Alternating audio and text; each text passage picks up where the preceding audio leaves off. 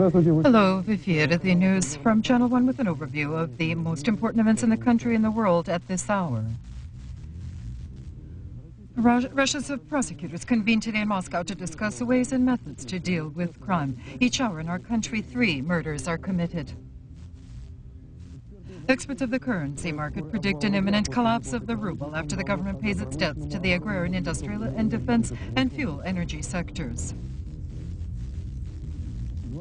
The heads of law enforcing organs of the CIS are creating in Moscow an international bureau on the fight with organized crime on the territory of the former USSR. The authorities of Georgia are announcing the impending solving of the mystery of the death of the ex-president Zviatkov Sakhurdia. The Corsican separatist organization of historical flow announced the resumption of its armed fight against the dictatorship of France. Crime, spontaneous and organized, are lately becoming one of the most realistic and discussed topics, both in the kitchen and on all levels and quarters of power. Proof of that is the dry figures of statistics. For example, such 40,000 enterprises and objects, including government ones, are under the control of the mafia. From 30 to 50% of their revenues in criminal rings go to bribe officials. In the country, thousands of organized criminal rings exist, which unite more than 100,000 criminals. And yet, the year of great discoveries and also significant losses called the past year in the area of the strengthening of lawfulness the Prosecutor General of Russia, Alexei Kazanyak. In the first row of the Presidium are representatives of intelligence, counterintelligence, the Ministries of Internal Affairs, Justice, the Defense Council, the President, and the Federal Assembly. Therefore, in the war with battle, the concentration was of everyone on whom it depends. Alexei Kazanyak noted that the tempos of increase in crime last year did decrease, and they increased only by 1.5%. At the same time, while 1 year ago, this level rose almost by 1/3. Expressing his concern on the situation in the country, the Prosecutor General stated that on an average, every hour in Russia, 3 murders are committed, 4 physical attacks, and 20 thefts. Many of them remain unsolved, and there are more crimes committed by people who are under 30 years of age. Alexei Kazanyak enumerated a series of measures which are being taken or designated for the war with crime. However, from the Tribune, one more very important topic of the day was not touched upon. How does the Prosecutor General react to the idea of amnesty? We support the project of the President on amnesty. In significance, it is a very notable landmark in the development of our society and our government, and especially the law. For the Constitution has been adopted, and I think that the act of amnesty, the act of compassion on the part of the government, would be in this situation very appropriate. Does a bloody summer await us, like after the amnesty of 1953? I, of course, know from having read literature what horrible times existed then. The circle of subjects of amnesty, those individuals whom we propose to liberate, is insignificant. According to our preliminary accounts, it is somewhere around 20,000. And also, I would like to say that they are not especially dangerous criminals. The heads of law enforcing organs of the CIS republics concluded in Ashgabat today their meeting on the creation of a bureau to coordinate their fight with organized crime and other dangerous crimes. The main aim of the new international structure with the headquarters in Moscow is the following: to create an information data bank to suppress criminal activities of groups and the search of criminals in hiding. The director for a 3-year term has been appointed the chairman of the Belarusian militia, the 47-year-old Sergei Rukhladev. According to information from the agency RIA, the Prosecutor General of Russia appointed today Oleg Gagdanov, known in the much-publicized investigation of the Uzbek affair, as the head of the investigative group on the October events in Moscow. At the court hearing in the case of the Government Commission on Emergency Situations, today on the stand was Valentin Varennikov, the former head on the Committee of Land Forces of the Soviet Union. He acknowledges no guilt for the putsch and reproaches himself only for not suppressing the despicable actions of the architects and engineers of Perestroika. Mikhail Gorbachev refuted affirmations today of the Government Commission of Emergency Situations that he supported the introduction of the state of emergency in August of '91, calling these statements lies which are designated for idiots. They destroyed the Soviet Union, untied extremist hands, and must answer for this, said the former president of the former Soviet Union. The criminal question was the theme of part of the workday of the deputies of the State Duma, discussing the possibilities and the needs to carry out a political and economic amnesty. According to today's resolution adopted by the Duma, the television broadcasting of sessions will not resume, just as the parliamentary hour will not be continued. The deputies, who yesterday, having poured out their hearts criticizing mass media, stopped on the proposal of the parliamentary committee to coordinate but not control the means of illuminating the work of the Duma in the television radio programs. Regarding relations of Duma with the journalists and also readers and viewers, the opinion of the representative of the Communist Party, Vladimir Simaki. Of course, this is an eternal problem. No one will ever be happy with anyone else. I would not expose the entire kitchen to everyone simply because this will not enrich anyone. The law on the illumination of the work of the organs of government powers and government sources of mass media must be developed by the 21st of March. The basic idea of it, as Mikhail Poltoranyan noted, is to deliver it from under the powers of authority at all levels and only by state order to issue official information and create a national fund for the development of sources of mass media. We want that through the creation of the National Fund, we would gradually deliver all the sources of mass media from under the whip of commercial structures, government structures. And if certain businessmen wish to invest their money into the sources of mass media, they will invest it into this fund. The money will be depersonalized by the fund, which will be controlled by banks, etc. And there will be a trustees council comprised of journalists and social activists and representatives of church confessions, and will develop the infrastructure of mass media. The question on amnesty was again deferred for more development in the committee of the Duma. The economic news of the day. According to statistics, for the last 2 years, the gross national product of Russia has decreased by 29%, the volume of industrial productivity by 31%, the realistic cash revenues have fallen by 43%, the consumer prices have risen by 245 times. 40 million Russians live today below the poverty level, which as of February was assessed at 66,000 rubles. In the country residence of the Russian president, today Boris Yeltsin and Viktor Chernomyrdin met. The basic themes discussed today was the formation of the federal budget to provide financing for basic sectors of industry and government fulfillment of social programs. With agitation expecting the final collapse of the ruble. This is the assessment of the condition of the domestic currency market by market experts. And so the excessively increased rates of the domestic currency rose again by 20 points, which has brought to an increase of credits on an average of 15%. As a result, there's a sharp increase in prices of cash goods with the unilateral decrease in the volume of sales. Non-confidence in the ruble led to the dollarization of prices for many types of domestic products, rising thereby the price without regard for trade surcharges. The forecast for the near future of the currency and trade markets directly depends on the intention of the government of Chernomyrdin to resort to a non-monetary course of development. And first of all, that affects the already begun liquidation of last year's debts and new payments to the agrarian, industrial, defense and fuel energy sectors. According to the unofficial calculations, all of this is assessed at 4 trillion rubles, and such a sum exists in the reserves of the central bank, approximately the same amount the bank received from the realization of domestic currency in December and January. On the other hand, the decline in industrial productivity continues and embraces now 3/4 of all production of auto manufacturing, chemical, light and metallurgical spheres. Experts of the market feel that in the next few months the dollar will go beyond the 3,000 mark, but this will not be the limit. By the end of the first quarter, there in circulation will be trillions from the budget sphere, and also in circulation will be the currently being printed 10 trillion new rubles. The most hungry in need of government funds is the defense complex. Not receiving money from government, the companies took credits from banks at enormous interest rates. The budget assignations went through the central bank and commercial banks to liquidate debts on these credits. And therefore, the defense workers did not see the money, and the government financed to the banks. The military-industrial complex worked not for the needs of defense, but to directly profit the banks themselves. The credit debts of companies of defense comprises today 3 trillion rubles, and the debit is 2 trillion. In form, the main debtor is the Ministry of Defense, but in essence, it is the Ministry of Finances. The taxation services of Russia gathered last year 38 trillion rubles and $348 million.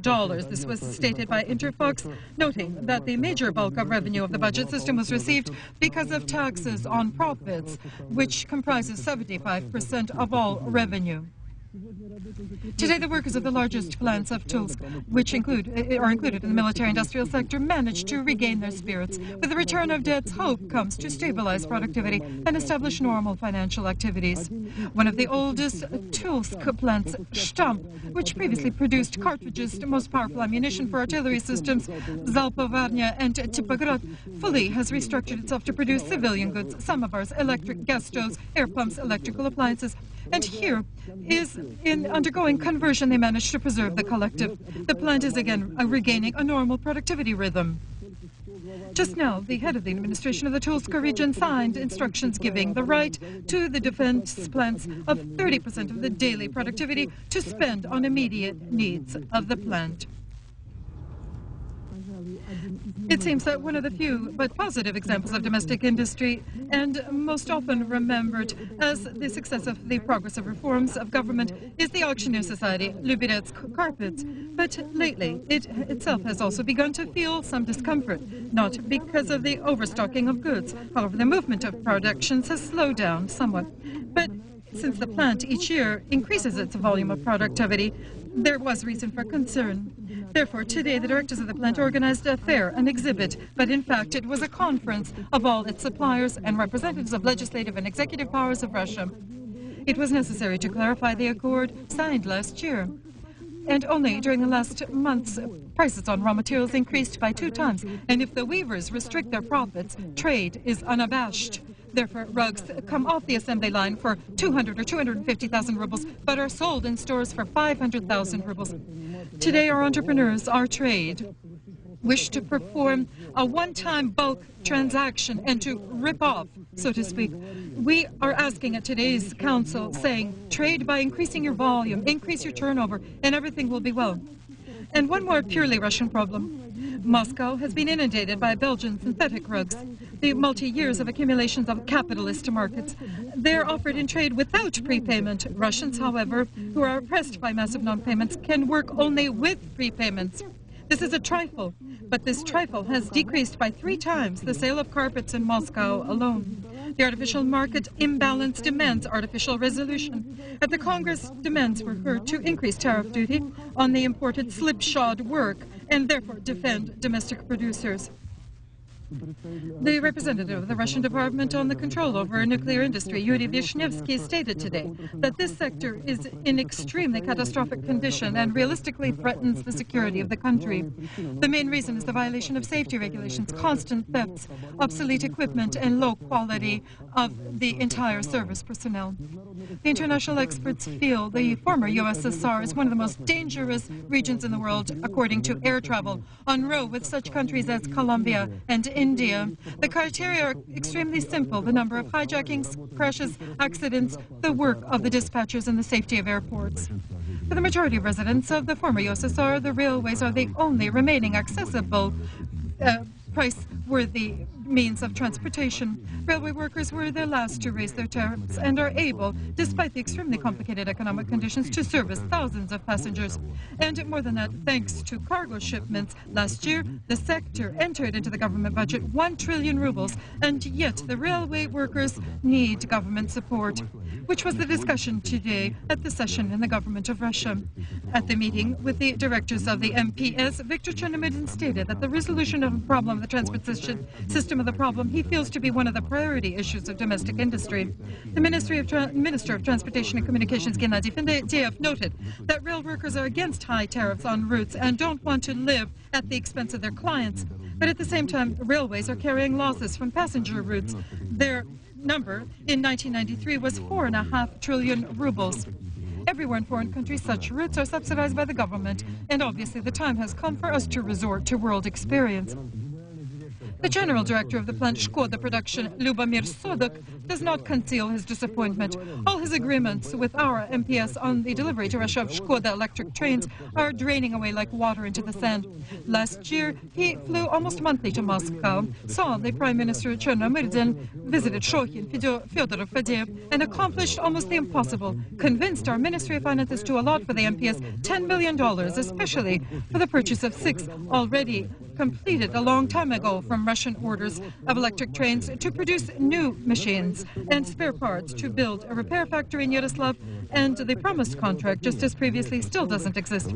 The director Sodok is in bewilderment. Why don't his partners in Moscow don't hurry up in signing the fully agreed upon contract, and in the meantime are concluding an unexpected transaction with the German company AEG, which promises to manufacture for us within 4 years the prototype of a new electric train, which will be, incidentally, 3 times more expensive than the Skoda model. And yet, in the locomotive plant of Skoda, they continue to work.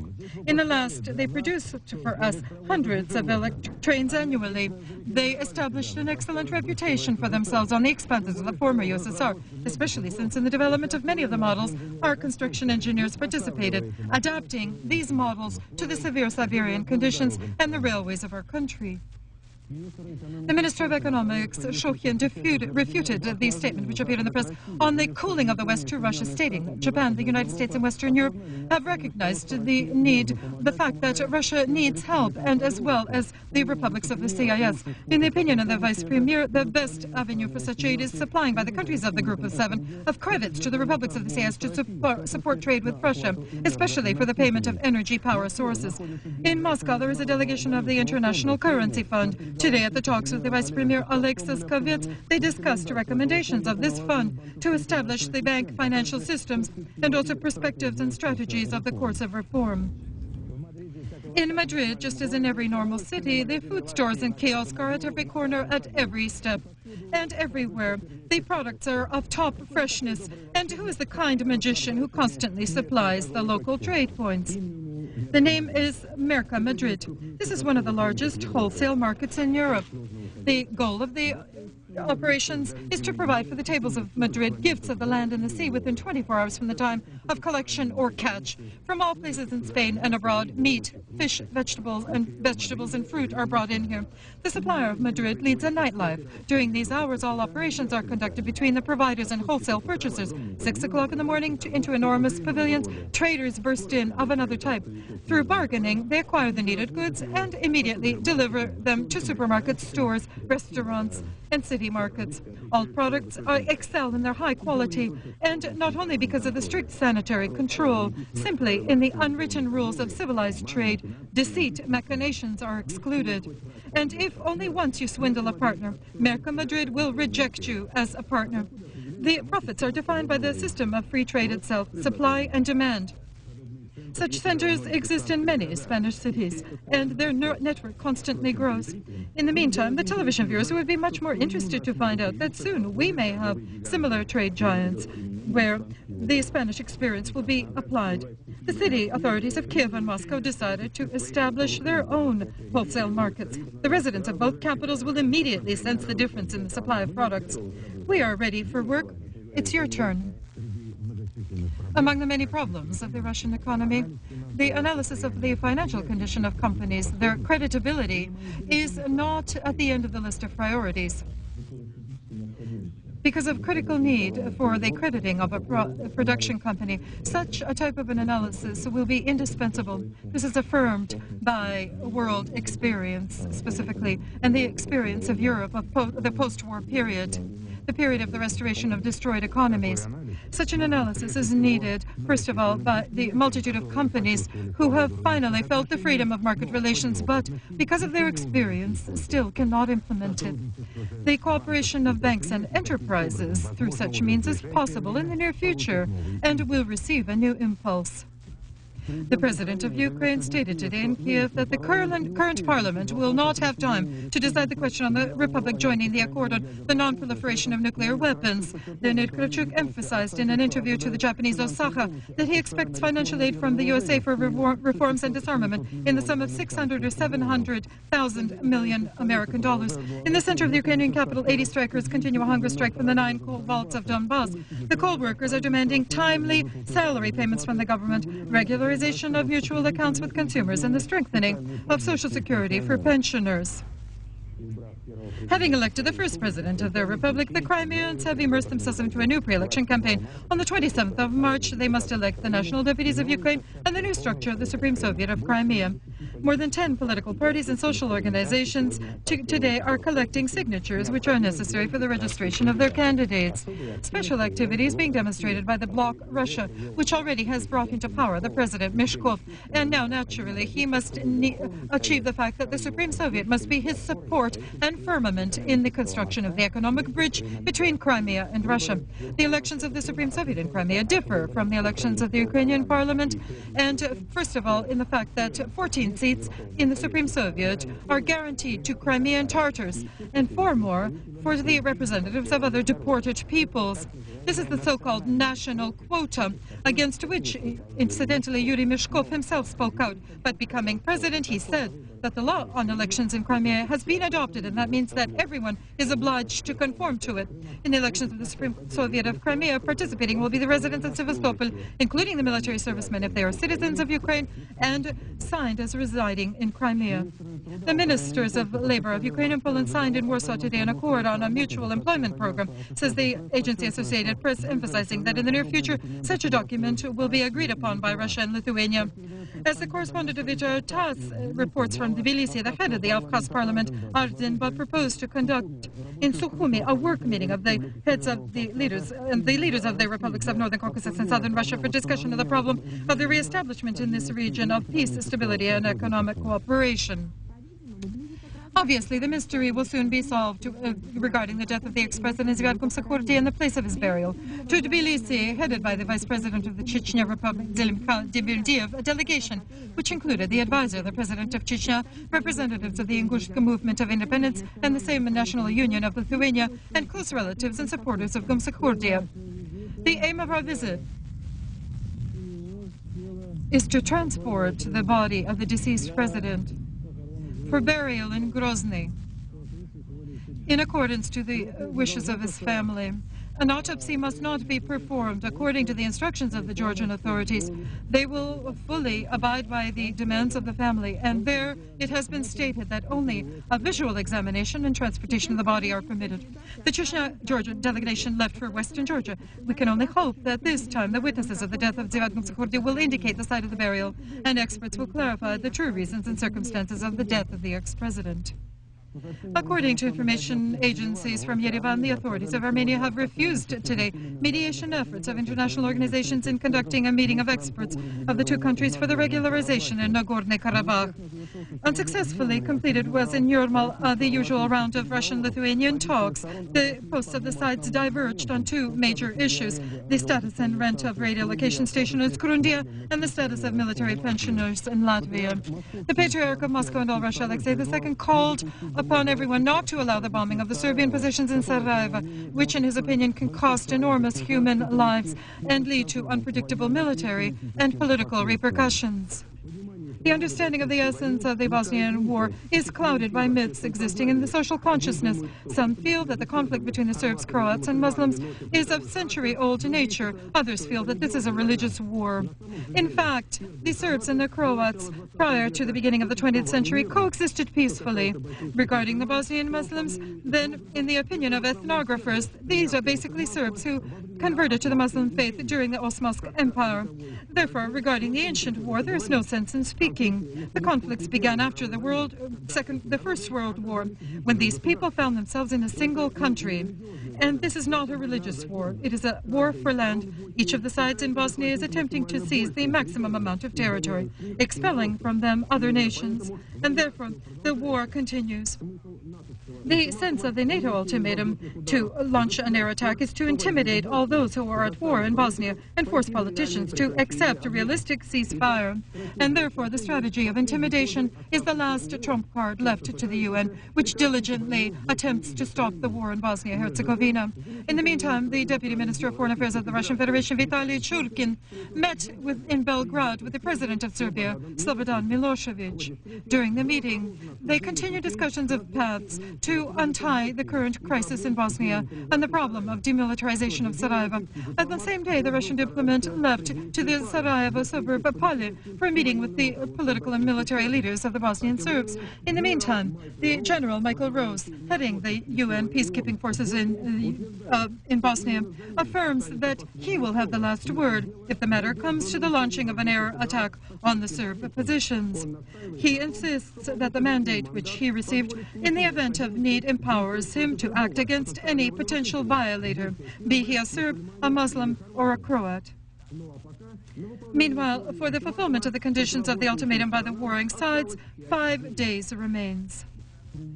The President of Russia appealed to the Serbian side to remove immediately from Sarajevo their heavy artillery and expressed readiness to locate Russian peacekeeping contingents in the region of the Bosnian capital. With a statement on this problem spoke today the Russian Minister of Foreign Affairs, proposing to institute administrative rule in Sarajevo and do everything possible for cooperation of the Bosnian government with the world community. The head of the Foreign Political Department of Russia, Andrei Kozyrev, began today his work visit through European countries and today talked regarding the Bosnian crisis in Athens. Further in the itinerary of Kozyrev is the Czech Republic, Hungary and Poland. With bomb terror and to the extreme right, white Afrikaners, to the intentions of the government of the president declaring the majority opposition to conduct in April the general non-racial elections. During the last weeks, the right gunmen organized more than 30 major explosions. They blew up electric lines, railways, and the black Afrikaners and the black labor union. The extreme rights, with the aid of terrorist attacks, try to cancel the elections and they want to create their own republic of white Boers by the example of the independent Boer republic at the end of the last century. Yes, the rights can violate the process of elections, but they are not strong enough to stop it. The violation campaign of the rights, of course, is blackmail against the government and the left opposition, and also serious threat of the destabilization of the situation in the country. Unlike the black lefts, the extremists, among the extreme right whites, there are many professionals, former military men, and even commandos. And more than 1,200,000 whites in South Africa call themselves rights. And this is a real force which must be dealt with in today's South African Republic. Those acting in the Mexican state Chiapas released the former governor of the state, Absalon Castellanos, who has been held hostage by them. The representatives of the Zapatistas Army of National Liberation gave him to the employees of the International Red Cross in the remote village Suadolupa Tequiar, which was, according to the preliminary agreement with authorities, was declared as the neutral conveyance demilitarized zone. Castellanos stated that his captors treated him well. Those active in the French island Corsica, the underground separatist organization of historic Flow, the Front of National Liberation of Corsica, announced that they are ending the voluntary moratorium on conducting armed terrorist acts, which it had observed since June of last year. As stated last night at a press conference in the suburbs of Ajaccio in the department of Southern Corsica, the official representative of the front, the renewal of armed operations is because the government of France did not hear the demands of the Corsicans, and its politics is directed at the fact that it wishes to chain Corsica to France through the so-called politics of structure of territory. The leaders of the historic movement did not hear any radical proposals regarding the war with the Italian and French narcotics gangs, which have turned Corsica into their dealing point. The historical movement of the front for almost 1 year abstained from force, but now its soldiers will begin to mine automobiles, fire at buildings, and kill people.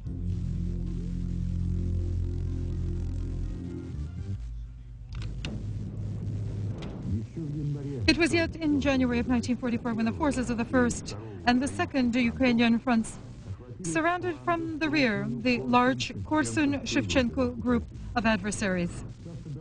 An order was given to the commanding general, Konyev, to surround it fully and exterminate it. The operation was supported by the tank groups and aviation. When we speak about the aviation, it was extremely effective. But, however, the infantry met with one more adversary, the terrible, impassable mud. These documentary films are more eloquent than any words could be. And yet, our soldier, the laborer, advanced, dragging with him technology, ammunition, provisions. And as a result, 10 divisions plus one special brigade of the enemy found themselves in a kettle, The ring of our forces tightened and tightened. The opponent reeled back and forth like a flock of wolves. And the end came on the 17th and 18th of February, exactly 50 years ago. The Korsun-Shevchenko combat ended with the full defeat of the Hitler forces. Today, in his 81st year, the famous writer died, Alexander Tchaikovsky. His novels, The Roads, which we've chosen, were about the Leningrad blockade, known to all Russia, not only through its truthful Russian history, but profound understanding, love to his homeland and his people.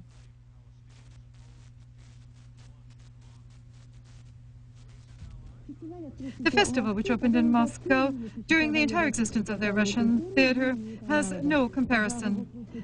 It can be called the first by the organizers of the Theater of Nations, unintentionally, but not so as to offend the dignity of the participants, did not specify that it was a provincial theater. But given the soulful condition of the Russian society during all centuries, there was a certain relationship to the province. Reading the works of Pushkin during its days, the remote village received the exclusive right to be especially gifted. And how many personal tragedies of people who left the village and dissolved in the masses of the city stand behind this tendency. And there's a paradox. There is so much unrecognized talent left in the provinces, not noticed by the broad audiences.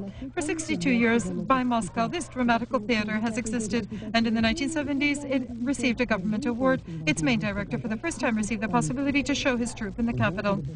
For us, it is a great test, such a trepidation, and also at the same time a joy, because after all, it was found in the village, and it was brought here, and here we are working on the stage of the Moscow Theater.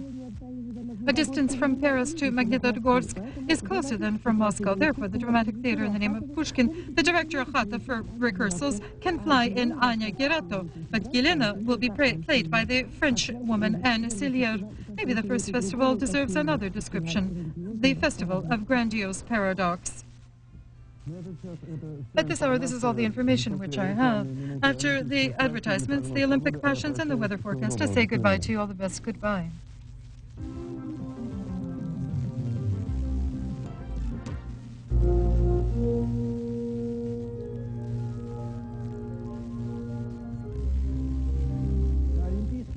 At the Olympic Games today, there were 4 gold medals won, and 2 of them at the ski stadium. We believed in Lyubov Yegorova, in the force of her character. She's from Siberia, and that says it all. At the 10-kilometer distance in freestyle, Yegorova had an advance of 20 seconds, which she won from the Italian Manuela Di Centa yesterday in the 5-kilometer distance. In the beginning, the Italian lost again 6 seconds, but then grew closer to Yegorova.